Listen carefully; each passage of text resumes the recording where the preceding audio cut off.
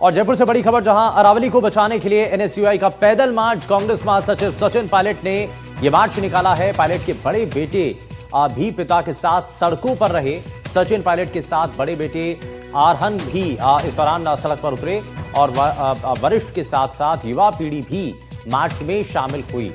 वहीं अरावली को लेकर सरकार को घेरा गया है। बैन लगाने से काम नहीं चलता, संरक्षण करना होगा, ये इस दौरान कहा गया है। वहीं कांग्रेस नेता सचिन पायलट का संबोधन भी इस दौरान हुआ। एनएसयूआई के पैदल मार्च को उन्होंने संबोधित किया। पायलट ने कहा कि बैन लगाने से काम नहीं चलता है, बल्कि अरावली का संरक्षण करना होगा। इसके लिए पेड़ लगाने होंगे, अवैध खनन रोकना होगा। पायलट ने कहा कि अवैध खनन किसके आशीर्वाद से चल रहा है, ये देखना होगा। सचिन पायलट ने कहा कि आप भ्रमित करने की कोई जरूरत नहीं है, आपको भ्रमित नहीं करना चाहिए। तो सरकार हमेशा बोलती है नेहरू जी ने ऐसा किया, इंदिरा जी ने ऐसा किया, मनमोहन जी ने ऐसा किया। 11 साल से सरकार भाजपा के केंद्र में, आपने क्या किया? आपकी सरकार प्रदेश राजस्थान में, हरियाणा, दिल्ली में है। आप लोग क्या कर रहे हैं? आप लोग जनता के मन में विश्वास क्यों पैदा हो रहा है? आज कोई आपकी बात को मान क्यों नहीं रहा है? वो भी लोग जानते हैं कि आपकी नीयत ये है कि आंकड़े दिखाओ, भ्रमित करो, मीडिया में बातें फैलाओ और अंत में कुछ लोगों को फायदा पहुंचाने के लिए सारा काम किया जाए। भूपेंद्र यादव कह रहे हैं कि 0.19% ही होगा खनन। 0.19% भी सिर्फ आंकड़ा है ना, इसमें भी लगभग 70,000 एकड़ जमीन आप खनन कर सकते हो। और जब भाई आप बैन लगा रहे हो खनन पर, लेकिन अवैध खनन का क्या होगा? अवैध खनन तो चल ही रहा है ना। आप अरावली बचाने के लिए उतरे हैं, लेकिन अरावली को लेकर के सरकार सुप्रीम कोर्ट में हलफनामा दे रही है और वो स्वीकार हो गया। सुप्रीम कोर्ट में हलफनामा दिया है, जो एफिडेविट दिया है, उस पर सरकार को दोबारा पुनर्विचार करना चाहिए। 100 मीटर की जो हाइट की पाबंदी परिभाषित किया गया है, उससे 90% पार्ट 100 मीटर से नीचे हैं, वो सुरक्षित हो जाएंगे। और सरकार ने कहा हम बैन लगा रहे हैं खनन पर, वो 2002 से बैन लगा हुआ है। आप इलीगल बैन को, इलीगल खनन कैसे रोकेंगे? और अरावली पर्वत से हमारे चारों पांचों प्रदेशों में हमारे ग्राउंड वाटर, हमारा कृषि, हमारा सांस लेने की वायु, वो सब बची रहती है। सरकार की मंशा है कि आंकड़े के जाल में जनता को भ्रमित रखो और पहाड़ी खोदते रहो। आज भी, आज जाके देखेंगे, आपको ना तो रिपोर्ट की जरूरत है ना कोर्ट की जरूरत है। आप खुद जाके देख लें अरावली पहाड़ों में क्या हो रहा है। और ये जाति वर्ग समुदाय से ऊपर उठकर लोग चाह रहे हैं कि ये उस पर रोक लगे। बात 100 मीटर की नहीं है, बात 100 पीढ़ियों की है। अगर इतना पुराना आदिकाल वाला पर्वतमाला हम लोग खो देंगे आने वाले वर्षों में, तो हमारे आने वाली पीढ़ियां क्या भुगतेंगी उसका? तो सरकार को कदम उठाकर इस पर कार्रवाई करनी चाहिए और सुप्रीम कोर्ट को आग्रह करना चाहिए कि पुनर्विचार करें। आप कह रहे हैं कि सरकार कदम उठाए, सरकार कह रही है, मुखिया कह रहे हैं कि बाल बांका नहीं होने देंगे, भूपेंद्र यादव कह रहे हैं 0.19% होगा, राजेंद्र राठौड़ कह रहे हैं पुरानी कांग्रेस सरकार में हुआ। तो जो 0.19% कर रहे हैं वो भी हजारों एकड़ में है। इसलिए मुझे लग रहा है कि सरकार आंकड़ों के जाल में लोगों को भ्रमित कर रही है। तो सचिन पायलट कह रहे हैं कि सरकार आंकड़ों के जाल में भ्रमित कर रही है और इसी के चलते ये पैदल मार्च निकाला जा रहा है। अरावली को बचाने की ये कोशिश है। अरावली को बचाना इसलिए जरूरी क्योंकि ये पर्यावरण की पैरोकार है और जो प्रदूषण फैल रहा है, जो संकट आ रहा है मानव जीवन पर, उसको बचाने में अरावली एक बड़ी मददगार दीवार के रूप में साबित होगी। कैमरा पर्सन सुशील के साथ शशि मोहन, एनडीटीवी, जयपुर। अरावली बचाने की मुहिम को लेकर एनएसयूआई पैदल मार्च निकाल रही है।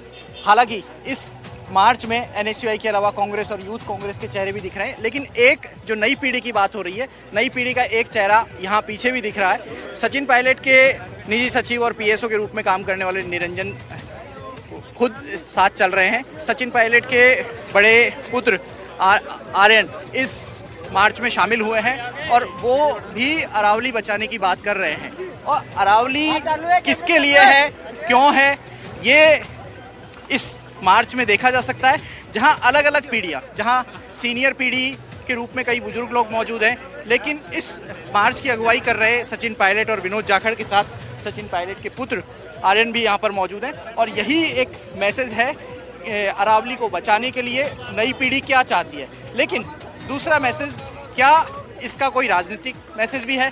क्या पायलट परिवार की दूसरी पीढ़ी भी अब राजनीति में उतरने की तैयारी कर रही है? कैमरा पर्सन सुशील के साथ शशि मोहन, एनडीटीवी, जयपुर।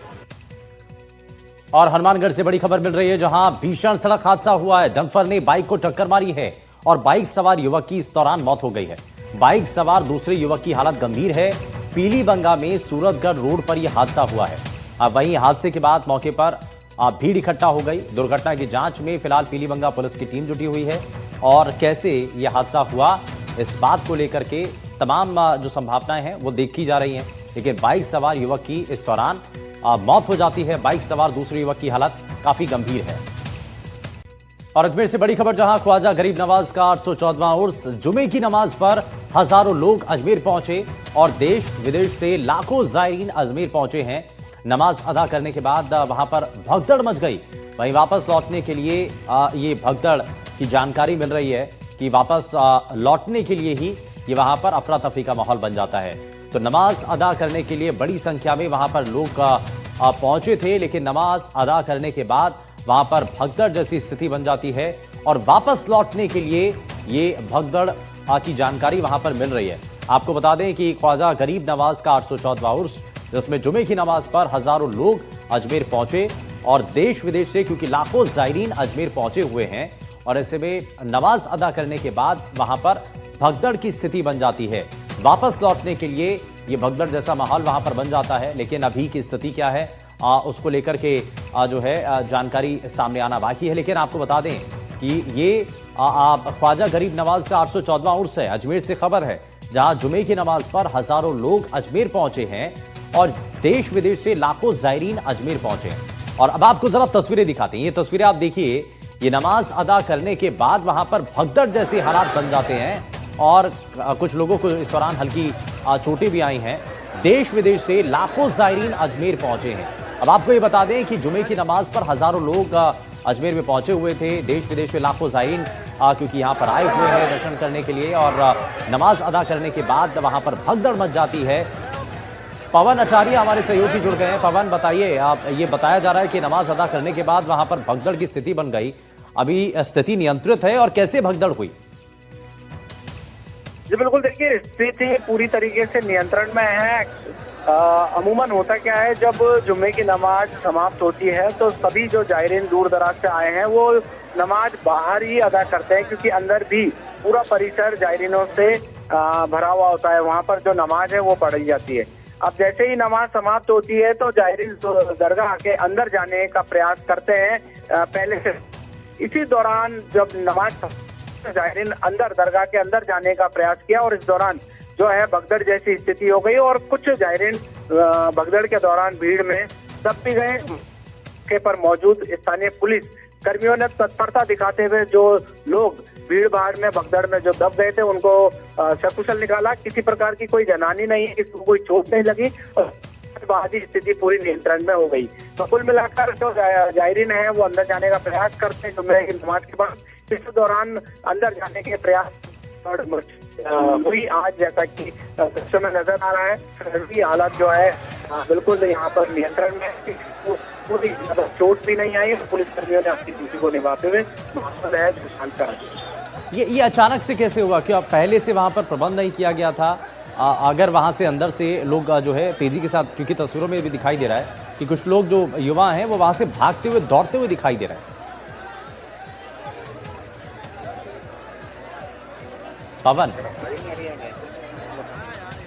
पवन, मुझे सुन पा रहे हैं आप? लगता है शायद संपर्क टूट गया, लेकिन ये तस्वीरें हम आपको दिखा रहे हैं। आप देख रहे हैं कि वापस लौटने के लिए जब लोग आगे बढ़ते हैं तो उस दौरान भगदड़ की स्थिति बन जाती है और जुमे की नमाज पर हजारों लोग अजमेर पहुंचे हुए हैं। पवन हमारे साथ लगातार बने हुए। पवन, जरा इस पर और बताइए कि वहां पर दिखाई भी दे रहा है कि कुछ लोगों को जो नीचे दब गए थे उनको पुलिस वहां पर मदद करती है, उनको निकालते हैं वहां से, उनको बचाते हैं वहां से। लेकिन कुछ लोग वहां पर युवा दिखाई दे रहे हैं जो कि दौड़ते हुए दिखाई दे रहे हैं, क्योंकि बड़ा सकरा सा रास्ता है, लोगों की बहुत ज़्यादा भीड़ है और ऐसे में कोई भी अगर भागते हुए जाता है, दौड़ते हुए जाता है तो जाहिर तौर पर कोई भी आगे चलने वाले शख्स के लिए बड़ा मुश्किल हो सकता है। और ख़ास करके जब नमाज कोई अदा कर रहा है तो उनके लिए तो और ज़्यादा परेशानी होगी।